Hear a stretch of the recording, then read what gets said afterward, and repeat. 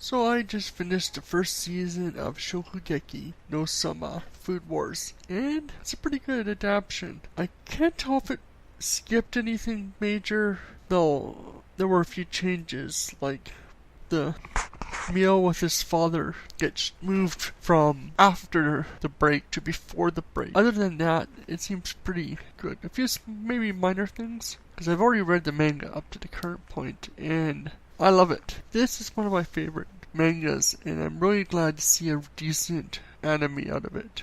It so reminds me of Toriko and other animes of similar. But it's such a great thing. The best thing about it is it's such a parody of so much anime. Like in sequence it'll do Yu-Gi-Oh! Or fight comics, or just about everything. Even the sequence for the second half is all done like a bunch of, this could be all fight thing. And that's what I like about it. But almost the best way to describe it is if somebody took the term food porn and tried to make it real, took it literally. Because while there's no sex or anything, there is a lot of sequences where people's clothes disappear. Though a lot of it's sort of in the magical girl style, where you're not really seeing anything below waist or any such things. It's just funny in how it's done. You have somebody eat food and it's just so amazing. It literally blows them away. And that's what makes this fascinating. The story, of course, follows the main character, Soma Yukihira, and who's a young chef, cook, that works at his father's specialty of the day restaurant. And his father's been asked to go do cooking at all these fancy restaurants, and has suggested that while he's away from the restaurant, Soma should go and apply for this cooking school that is like the best in Japan, maybe even the best in the world. I can't remember if it's said which, but it's this great school, and he meets all these characters.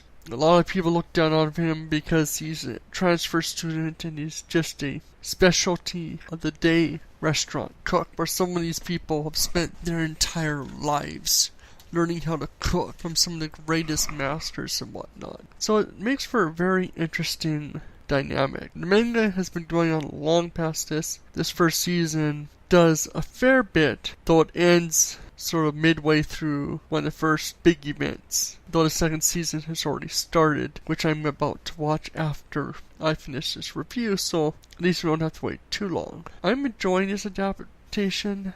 I'm curious to see how far they'll go this season, plus what they're going to show. But I give this a hearty recommendation. Yep, so many interesting characters. The main character is this cook that never backs down from a challenge. If he's going to lose, he just keeps trying. He's always figuring out ways to win a cooking contest or come close. And that's what makes it fun. The other main characters are Irina, I think is her name, who's a prodigy. She's known as the God Tongue. She's the greatest food taster, and she does not like Soma because he rubbed her the wrong way in the first episode.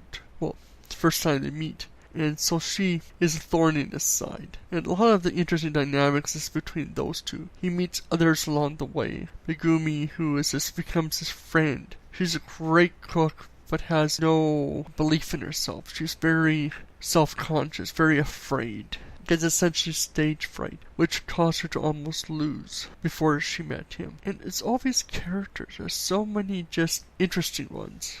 And each of them leaves a mark for Soma as he grows. He also becomes friends with them.